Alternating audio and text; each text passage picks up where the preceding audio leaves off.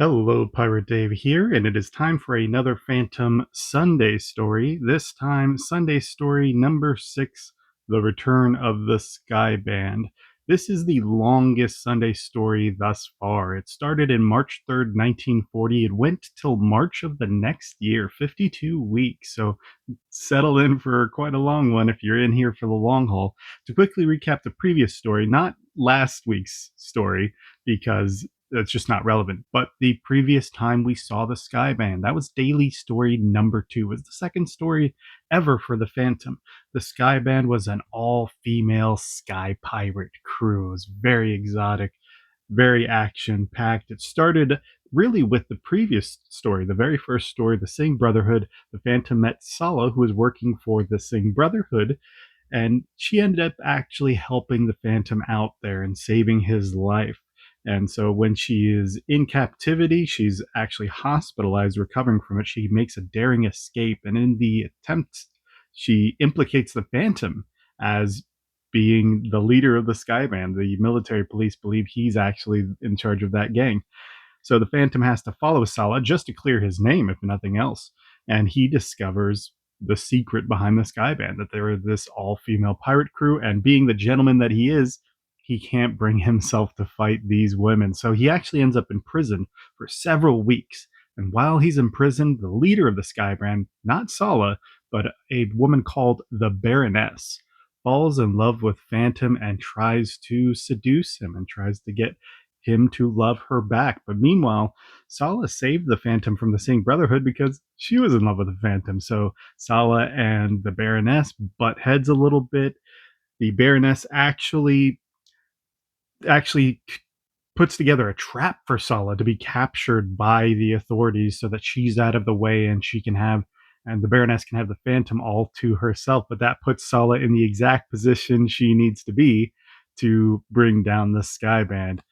And so, of course, the Sala works with the authorities to bring down the Sky Band. The Baroness, meanwhile, shoots the Phantom, almost kills him, but she ends up dying herself, crashing in the glorious final battle of the Sky Band versus the authorities. And for all intents and purposes, that should have been the end of the Sky Band. But here we have a story called The Return of the Sky Band. So what's going on? How is the Sky Band returned?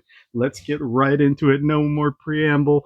And this story opens up with a daring act of air piracy. As you can see, these two seaplanes, with weaponized seaplanes, in fact, order this airplane to land. Two clad jumpsuit pilots get out. They rob the passengers and they take off. This is an MO we have seen before, and the authorities, the airline company themselves, are at a loss for what to do. They're not familiar with sky piracy, and after a pilot is actually shot by one of the robbers, that's when the Phantom bursts onto the scene. He comes into the airline office's quarters and he lets them know, I know who's behind this. More important, who are the air pirates that are attacking your clipper planes? I believe it's the same group that used to work over the Indian Ocean. The technique is the same. They called themselves the Sky Band. The Phantom lets them know about the Sky Band just a little bit, but he asks them to stay out of the way. He's going to handle this all himself. So the Phantom, along with Devil, heads to the island nearest the clipper attacks, knowing the MO behind the Sky Band, that they build a hidden base on one of the local islands, and they work out of that mostly. So now he's just trying to track down this island. Meanwhile, as he was investigating, sorry, we skipped a little bit, a woman overhears him and lets another woman nearby, man with dog, asking questions about oil. Maybe Sala like to know. I think Sala would be very interested. So not only is the Sky Band returning, Sala is making a return as well. The Sky Band continues to run rampant over the ocean, and we see Sala now in glorious color. Awesome. Love this jumpsuit that they give her. But of course, she goes through a lot of outfits in this series, as we're going to see, changing into something a little bit more comfortable. That's when her second in command, Margot, lets her know about some man on the main island asking questions. Margot here is actually a design that's reminiscent of the Baroness from the first Skyband story. I don't know if that's just Ray Moore sort of using the design that he was already used to illustrating. I like to believe that it's Sala kind of putting the Baroness in her place. Now that Sala is the boss, she has this second in command that reminds her of who used to be her boss. And Sala and Margot head to the local town to try to find this man. Sure enough, the Phantom's peeking out his window, seeing what's going on. He sees this guy tries to tries to approach Sala, tries to make a move on her, and she just whacks him. It is Sala. Immediately knows that she's a wildcat. So the Phantom decides he doesn't want to get tangled up with the Skyman again. Of course, because in the previous story, he couldn't even fight them. That's why he was in prison for weeks. So he lets the local authorities know who the Skyband are, that they're this band of female air pirates. And of course, the police chief doesn't really believe him, but he insists you go check out these ladies. And sure enough, the police chief meets Sala and Margot at a local restaurant, asks them where they live. Sala and Margot are more than accommodating. They'll show him the island. They have nothing to hide. They're just, we're all working girls from the mainland, Chief. We have a club on our little island where we take vacations. And you can see they have it all in plan. It's Sala and Margot, men with them, soldiers and police. I'll give the alarm. They cover up their little cove that leads to the hangar for their airplanes. They invite the police chief onto the island. They wine and dine him. The Phantom, meanwhile, by this time, the Skyband should be finished. But I've got a feeling that everything is not going the way it should. Yeah, no, no, it's not. It's a little bit of naivete from the Phantom, right? He suspects the worst in criminals, but when it comes to good men, I think he expects too much. Sure enough, the police chief leaves the island, satisfied that these women are of no danger, and in fact, he decides that this masked man must have been covering his own tracks. Maybe he's the leader of the Skyband. This is the second time the Phantom is believed to be the leader of the Skyband, and the police chief takes it upon himself to go and capture the Phantom, and just as he's about to unmask him, whack, bam, right in the kisser. Oh, look at that. Phantom makes a daring escape, but no, he is quartered out of the frying pan. Throw him in jail. The police chief is rocked from that punch. It's amazing. And the Phantom is behind bars once again. It's incredibly ironic, right? He went to the police chief specifically so that he wouldn't be imprisoned by the Skyband, and now he's imprisoned by the local island police. Meanwhile, the Skyband is back in action. The Phantom talks to this guard. Say, who are you anyway?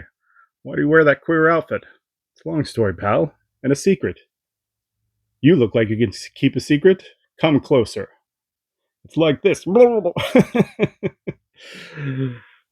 police chief's still stewing about that punch, so they go down to rough up the Phantom a little bit. They see that he's sleeping and the guard is missing. What's happening there? Oh, it's the guard. Meanwhile, Sal's getting a little bored by all this air piracy. It's just getting a little too easy for her, and it's less profitable. And so she tells Margot of better times. Ever been in love, Margot? I mean the real thing. I was once with a man whose face I've never seen. So Sal is implying that she was in love with the Phantom, and the previous story certainly suggests that. Meanwhile, Ray Moore is certainly putting these ladies in wonderful situations to change up their outfit and their aesthetic, and I mean, they're just gorgeous illustrations that are going on. Back at the island, the Phantom is making a daring escape from jail. He dives into the water with Devil and he commandeers a boy's speedboat, and he's gonna go and take care of the Skyband himself. And sure enough, as they're speeding towards the island, oh, a submarine! A submarine surfaces and capsizes the boat. What is going on here? And it looks like the Skyband doesn't even know what the submarine is, but Sala knows enough that it's not American. Who can they be, and what do they want? Sure enough, what a mystery. The Skyband lets the submarine dock at their port, We want to speak to the leader of the Sky Band. We know all about you. We have spies everywhere. As for what we want, this clipping will explain. Colonel Whitley flies tomorrow. Government embassy to tour Europe. I'm not going to read this whole uh, thing. It tells about Colonel Whitney flying to Europe, of course. But you see here, great secrecy surrounds his departure, and the highest importance placed on. It's in the paper. Like great secrecy surely does not surround his departure if there's a newspaper clipping stating exactly when he's going to be leaving. So this submarine captain has approached the Sky Band to kidnap Colonel Whitley on his way to Europe. Margot's not really super down with it, but Sala, she's looking for excitement, so she decides, yeah, they're going to take him up on his offer. They're going to make it interesting, get some money. Meanwhile, the Phantom and the boy have washed up on the Skyband's island, and the Phantom, overhearing this talk between the submarine captain and Sala, decides he needs to get back and get back quick. He needs to warn Colonel Whitley. He starts a fire, and the young boy uses it as an opportunity to steal a speedboat and catch up with the Phantom, and they both make it off the island. In the airport office, where Colonel Whitney, government advisor, is about to fly to Europe on a vital mission. Wait, this is incredible. The Phantom tells them of the deal the Skyband has made to kidnap Colonel Whitley from the Clipper in mid-ocean. And Colonel Whitley, not being able to risk this peace mission that he's on, takes the Phantom up on his plan. The Phantom is going to take Colonel Whitley's place so that he can be kidnapped instead. Meanwhile, Sala's wondering what's going on with that fire in the speedboat. It sounds almost like the Phantom. She told Margot a little bit about being in love, but she didn't share with them, at least in the panels we didn't see, she didn't share with her exactly who she was talking about, but I guess she did off panel, and she mentioned the Phantom. I just want to mention this panel a little bit. You see this Skyband member waving to Margot and Sala as they're flying off. She has this dress on, which of course is fashionable, but she has some like very utilitarian boots there. It's very practical. I think it's interesting how Ray Moore has, been considerate with giving each of these Skyband members like varying levels of fashion. Some of them are wearing riding boots. Some of them are wearing, utility boots like that, even with dresses. And then some of them, like Sala, are wearing high heels when they're not in their pilot jumpsuit. So it's very diverse. I like it. Meanwhile, Sala and Margot are in this three-person seaplane. I don't know what kind of seaplane that could be. Maybe it's conceptual. They make a daring kidnapping from the Clipper of Colonel Whitley, who they do not know is actually the Phantom, but they will soon find out. And as they're in this three-person seaplane, are you surprised to see that we're girls? Not particularly. Well, you are, cold potato. Hood, mask. So Margot notices that Colonel Whitley's wearing a hood and a mask. Sala's like, what? What? And that's when the Phantom reveals it himself. Mask, hood, and bracelets for you.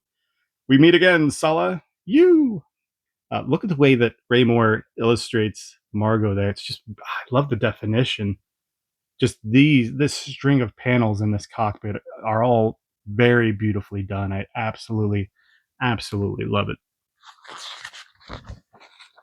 So the Phantom has Margot and Sala cold. There's nowhere to run. They're all trapped in a cockpit, or so the Phantom thinks. Sala quickly banks hard. Meanwhile, Margot has opened up the cockpit window and she dives down into the sea. She's handcuffed. She can't last 5 minutes in that sea.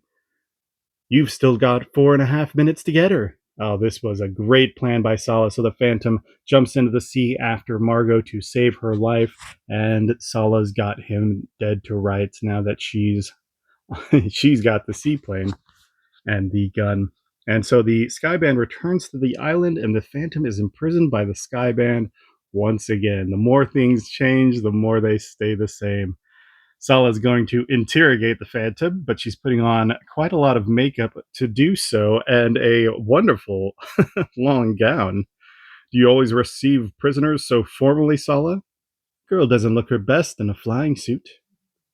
If you only knew how often I've dreamed of seeing you again. Clearly, Sala is still absolutely smitten with the Skyban. The Phantom lets her know that he intends to destroy the Skyban. So, like, there's no romance that can be had with her, and that's when Sala just absolutely pours her heart out. I've always hated most men. They're weak, stupid, dull. Most of them are cowards and fools. That's how I felt until I met you. Unfortunately for Sala, Margot overhears this, and she lets the rest of the Skyban know that Sala is cracking. She's in love with the Phantom. They're not going to get their payday. They've got to they've got to put on a little bit of mutiny. So Margot storms in along with the rest of the Skyban. They take the Phantom off to their jail cell. Put him in the strongest cell. It's only a it's only light mutiny, right? Because you can see that Sala is still in control of the Skyban, but Margot's comforting her, letting her know like, hey, this is what we have to do. We have to get paid. You're in love with this guy, but he's gonna throw you in jail. Like he doesn't actually love you, and Margot wants to prove it to Sala. So Margot is going to try to seduce the Phantom herself. And so she borrows a couple of things from Sala. And Sala's very untrusting of Margot's intentions. Margot dresses herself up as glam as she can, and she approaches the Phantom to try to seduce him. And meanwhile, look at that sus Sala panel there. I absolutely love it. I chuckle every time I see it. Sala's over listening in on the interaction between Margot and the Phantom. But as Margot is trying to seduce the Phantom, his arms are like iron. His voice is so rich. Just as every woman before Margot, she is falling for the Phantom. What's happening to me? I feel dizzy. And so she whispers to the Phantom, this may sound strange, but before I go, I want you to say loudly and firmly that you will not run away with me. Margot is betraying Sala. Margot is coming up with some sort of plot to take off with the Phantom, and sure enough, the Phantom lets her know. You do realize, Margot, if you help me escape, I'll do all I can to end the Skyband. I don't care about the Skyband. I'll be back later. And Margot lies to Sala, lets her know that he wasn't interested in me. He must love you. You see, I told you. And Sala mentions to the Phantom, if you stay here, the rest of the Skyband will turn you over to the submarine. I'll help you escape tonight. The Phantom is absolutely flabbergasted by this. He's just a oh man. He this time he's not conceived any plot to turn them against each other. They're just turned against each other, and so both Sala and Margot prepare for their plan. Look at this panel. Each of these pages is 1 week, so this would have been the last panel of the week.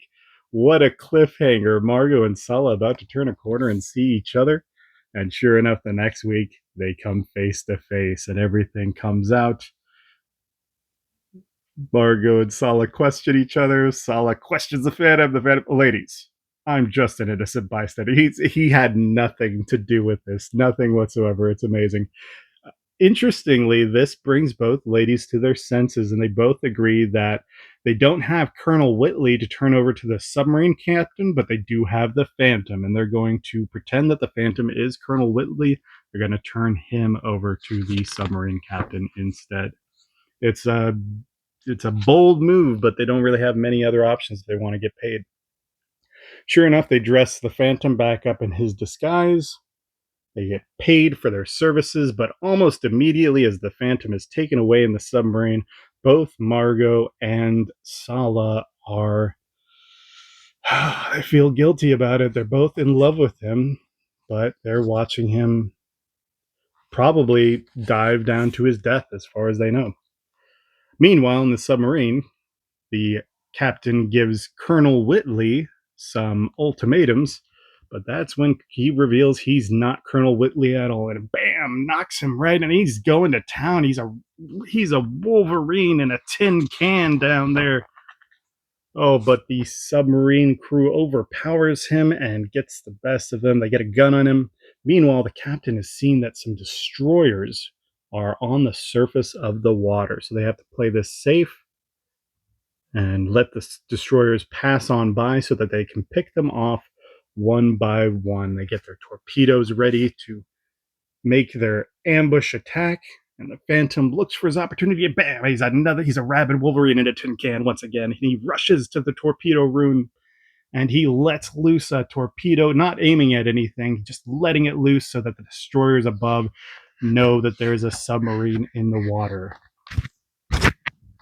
And crew the crew cracks open the torpedo room, and the Phantom, he's rushing out, man. He's a he's a tornado of fury, sledgehammer, and he grabs a hammer and he bashes the periscope. I'm sorry, he bashes the periscope, and he tosses the hammer at the captain, but finally somebody gets a club to the back of the Phantom's head, and oh my, all the crew is trying to recover from what the heck just happened to them, assessing their situation. They're blind, so they have to surface to the top of the water to see what's going on, but they surface in between two waiting destroyers. And so the Phantom's plan has worked. These destroyers take command of the submarine. They find the Phantom. They're amazed that he took out the submarine all by himself. And the Phantom lets them know that there's a real threat left, and that's the Skyband. And he's got to use the submarine to go back to the Skyband. Meanwhile, Margot and Sala are still sulking over the fact that they may have given up the Phantom to his death, as the Phantom is actually returning to them, unbeknownst to the two, until they see the subs back again. Quick, tell Sala. And they think that it's the submarine crew returning because they realize they've been double crossed, that it wasn't Colonel Whitley that they turned over. And just as they're about to get ready to defend themselves, they look out to the submarine, and there's the Phantom. They see they were just pining over him. They were just sulking over the fact that he's dead. They see that he's alive in the same submarine that they turned over. He's alive and commanding that submarine. How in? And the Phantom fires off a shot, and Marines rush out through the brush, and they capture the Skyband all at once. The Phantom disembarks, and he meets up with Sala and Margot again. When you were left, you were a prisoner on that sub, headed for certain death.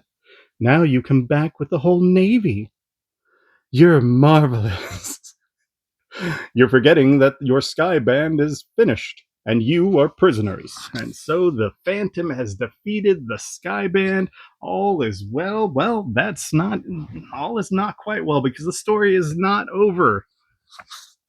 Even though the Phantom has taken out the Skyband's base, he's let the ship's commander know everything that's going on. The ship's commander, ooh, amazing. I don't like the way that he's looking at those Skyband members. He gets the Skyband on board his ship, and immediately Sala and Margot go to work on the ship's commander. He let him know that, oh, it's too stuffy below deck. We both get awfully seasick. And he lets them walk along the deck. And the Phantom's like, you better keep those two locked up. You can't just, oh no, bosh, they can't escape. They'll be watched. Besides, a bad storm is brewing. It'll be nasty below deck. I'm afraid you exaggerate the charming girls, just a bit headstrong and adventurous, perhaps. Charming. Of course, the commander is clearly smitten with Margot and Sala, but sure enough, Margot and Sala are forming a daring escape, even in the middle of the storm. They wait for the Phantom to fall asleep after his amazing adventure of the last several days, for sure. And that's when they charm a nearby guard long enough to drop a lifeboat and knock out the guard with his own gun. But as the ship is shaking around in the storm, the Phantom actually wakes up. He goes to confront Sala, but Margot shoots the Phantom from behind. Fool, you shot him. Just stunned him. I was careful not to really hurt him. Well, what'll we do with him? We'll take him with us. Good. How how absurd, ladies. Like, you can take the Phantom with you on your daring escape into the storm. But that's their plan. Sala and Margot jump overboard. The Phantom is unconscious. They're trying to keep him afloat. They're trying to keep the boat afloat. The boat is overturned. And the ship's commander has really written them off. That's the last we or anyone else will ever see of them. Nervy girls, too much nerves for their own good. The motion of the ocean has awoken the Phantom. He realizes the predicament that they're all in. He actually goes to work. He puts Margot on the boat. He goes and he grabs Sala. Look at that. He grabs her by the hair to get her back to the boat. But the boat runs across the reef and he brings the two ladies aboard a sandy beach in the midst of the storm collapsing. He's shot. He's tired. Oh, Sala and Margot assess the Phantom's condition. Sure enough, Margot did shoot him pretty precisely. He's actually going to be okay. And she reminisces, he saved our lives. Patient seems to be coming out of the ether. The Phantom comes back to his senses, realizes what's going on. So you shoot me and drag me with you. I don't know whether to wring your necks or spank you. That's an idea. The Phantom spanks Sala. Look at that. That hurt. Too bad somebody didn't do this years ago. He spanks both Sala and Margot on the beach of this deserted island. This is amazing. And he gets to work to escape the deserted island. They're going to have to build a raft. He puts the ladies to work. Margot is super over it, but the Phantom goes and fishes and gets some coconuts and cooks for them, making sure that they have enough sustenance to keep going on. Meanwhile, as the Phantom is going to sleep, Margot decides she's going to try to take his guns while he's knocked out, but Sala will have none of it. Margot, he saved our lives just so he can haul us back to jail.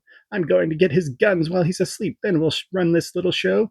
And the ladies start scrapping, but the Phantom breaks it up. And Margot realizes he was awake the whole time, just sort of watching them, trying to test them, I guess. Sure enough, the raft is done, and he sets off the desert island along with the two ladies. Meanwhile, back on the destroyer, it wouldn't keep a dog in this hold. The man can't breathe. Come and see for yourself. Oh, the submarine captain has he's knocked out a guard, and they've made it to the armory of the destroyer, and the submarine crew has taken over the ship. That is you're audacious but foolish. You can't hope to take this destroyer in these waters. No, we've done it, and we won't be in these waters long. We're going across the Atlantic. So they're in the Atlantic Ocean. I guess we could have surmised that, but that's the first time that we really get solid, solid proof of where we're actually at. Meanwhile, the Phantom and the ladies, Margot and Sala, are still adrift on the raft, and that's when they see the destroyer off in the distance. They believe that they're saved. Meanwhile, the submarine captain sees two women that double-crossed him on their deal, and a man that went wild and caused him to be captured. So he sees an incredible prize on the waters. Phantom doesn't know that the destroyer has been taken over. He dives into the water with Margot and Sala. Margot's the first to see the submarine captain waiting for them. And Sala is taken quickly. So, we meet again. He sees the commander of the alien submarine that he had captured, and the Phantom is tossed overboard. That's another great panel to end the week on. Although immediately the submarine captain decides to fish him out, and we actually get the name of the captain finally in this panel. He is Captain Grunz. I think that's how you pronounce it. Grunz. Grunsch. And so the Phantom is fished out of the waters because eaten by sharks is too quick a death for him. So exactly what is Captain Gruntz going to do to the Phantom? Well, first he's going to knock him in the face. And second, he's going to throw him in the brig along with the ship's commander, or former commander. The submarine captains know something about the art of escape. Within a day, we'll be far beyond your patrol range, and the coast is clear. So they're going to take off into the Atlantic, back to Europe, to escape the uh, presumably American forces. Meanwhile, it's already hitting the press that a destroyer is missing, and Captain Grunz has decided to forgive the Skyband. I'll forgive that little matter about Colonel Whitley. That was purely business. I shall consider you as a friend. And Margot is completely back on board with it. And we get Colonel Grunz's plan for the Phantom. He shall receive this twice a day until we reach the other side. If he lasts that long, he's going to whip him twice a day until he dies or until they get back to Europe. You can see the dialogue is Margot, just being happy to have some tea with Colonel Grunz. But you can see Sala there. She's a little bit horrified by what's going on with the Phantom. And you can see, I can't stand seeing him beaten like that. Listen, Sala, that hoodoo has meant nothing but trouble for us from the moment we saw him. This is the first break we've had. Forget him. Margot is completely over the Phantom by this point, but Sala, not so much. The Phantom cheers up the ship's commander for having his boat taken over by Captain Grunz. And meanwhile, Sala tries one more time to convince Margot to help out the Phantom and to betray Colonel Grunz. She actually mentions, Margot, I've had enough. We've done some wild things, but we've never been traitors. We've been in tight spots before. She's a she's an air pirate, so she should be stateless, ideally, and she's probably been preying mostly on American and European passengers. So, I mean, it's a little weird for her to use the traitor defense, but maybe she's just trying whatever argument she can with Margot in this case. But Margot's having none of it. She's in league with Colonel or Captain Grunz, and so Sala just ties her up. If you won't help me, then I'll do it alone. Look at that again. Captain or Captain Ray Moore just giving great opportunities to put some awesome illustrations for these ladies on the page. Really, oh man, the best Sunday by far already so far. It's great. Sala meets up with Captain Grunz and asks him when is the Phantom being brought up for his lashing. And Captain Grunz says, don't get so impatient, my dear. He'll be lashed. And she wants to go and lash him herself. And so, sure enough, Captain Grunz obliges, gives her the whip. She goes down and she whips him a bit, but she also drops a little knife. In the shadows of the brig, Sala pulls the blows and also drops a small knife. And she puts on the charm with Captain Grunz and decides she's gonna give him a little kiss for his favor, but the Phantom's hand from behind. The Phantom grabs Captain Grunz's neck and holds on tight, and Sala helps the Phantom break out of the brig. And the Phantom, Sala, you've been wonderful. I'll never forget what you've done. Gives Sala a little bit of shine for her help. Marches through the ship, and he is going to town. He is unleashed. Look at him taking out a whole bunch of thugs there, a bunch of foreign crewmates, freeing the ship's crew. And look at that. One of the foreign crew members is about to ring the alarm, but the Phantom grabs him at the last minute, tackles him down, and they open up the armory. There's all heck is breaking loose up on the deck. The Phantom is climbing up top. Quick, use this a machine gun. We can get them all. And the Phantom dives and takes out the machine gunners, and the ship is taken back over. We owe it all to you, sir.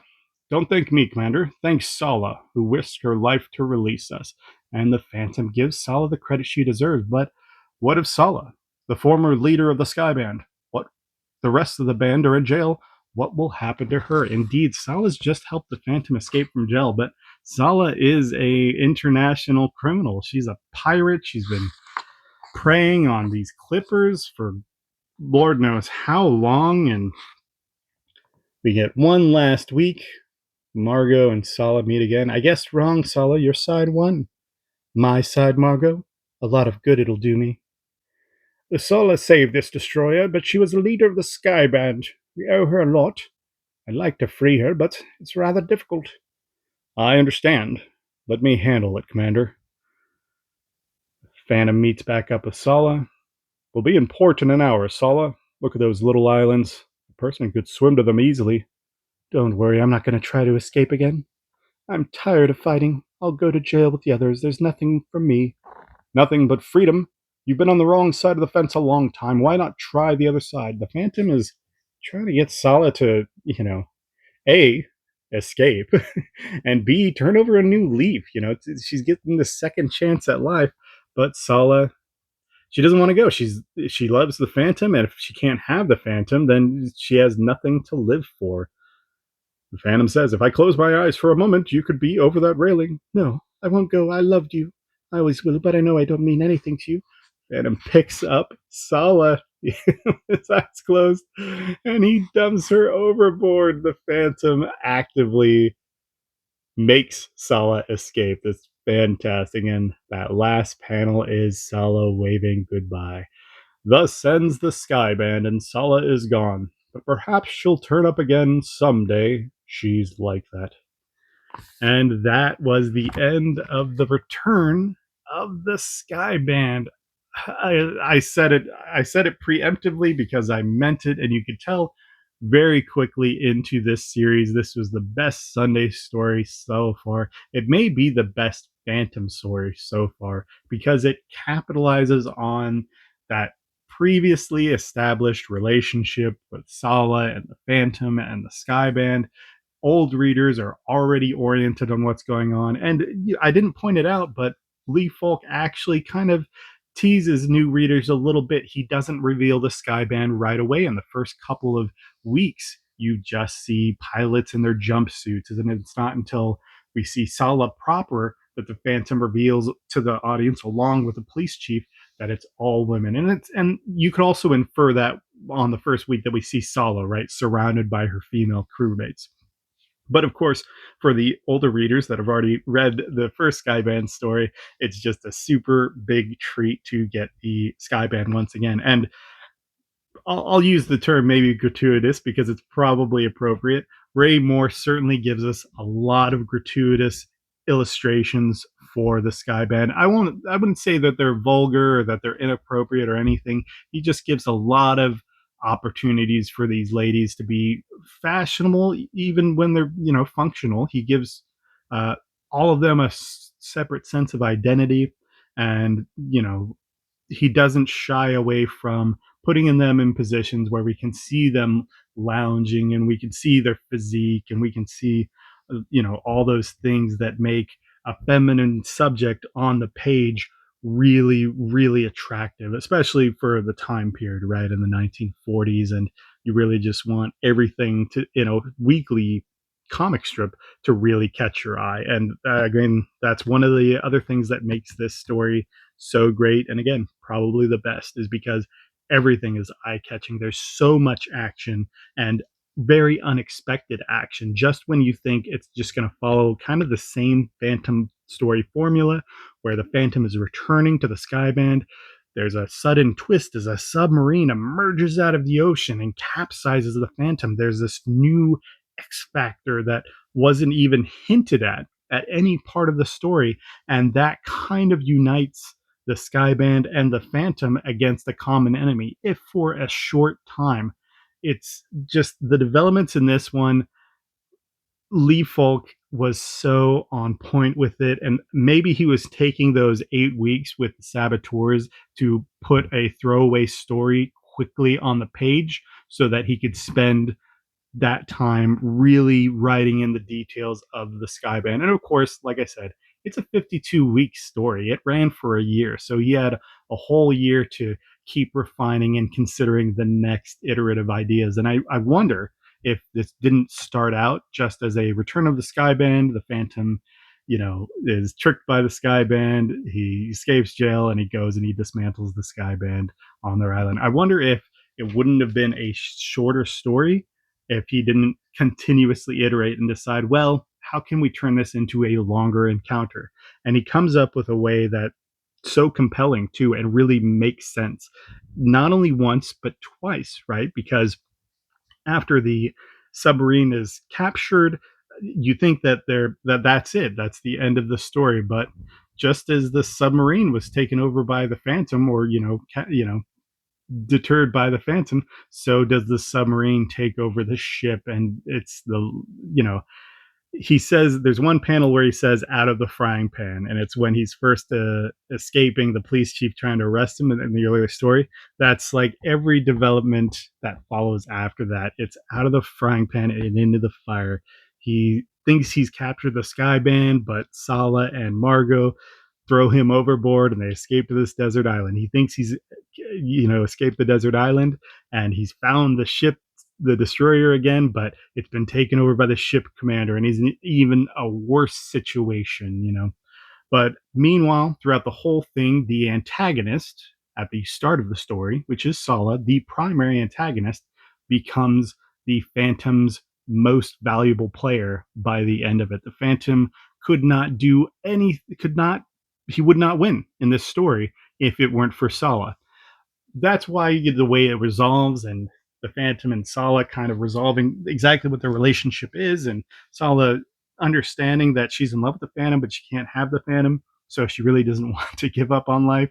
It's an enormous gesture, I think, and maybe I'm reading too much into it, but it's an enormous gesture for the Phantom to physically make her escape and throw her overboard and say, this is it. This is me giving up on my ethics and my morals and my code and justice and all that to do the right thing. And the Phantom is righteous in that moment. Sala is a pirate and she is a criminal, and she definitely deserves, under all arguments, to be brought to justice. But the righteous side of the Phantom is she also deserves the chance to rebuild her life once again. And it's something that you may not agree with, but you can understand. And it's very romantic, right? Obviously, it's not in a mutual love sort of way, but it is very romantic of the Phantom to break his code just momentarily to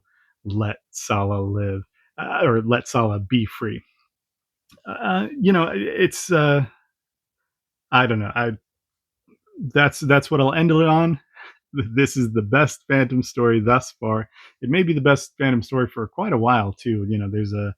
There's mostly just the continuing adventures of the Phantom that we'll see for the next couple of years, even with the war Phantom Goes to War story coming up, which is more, it's more wartime propaganda and understandable in a certain way.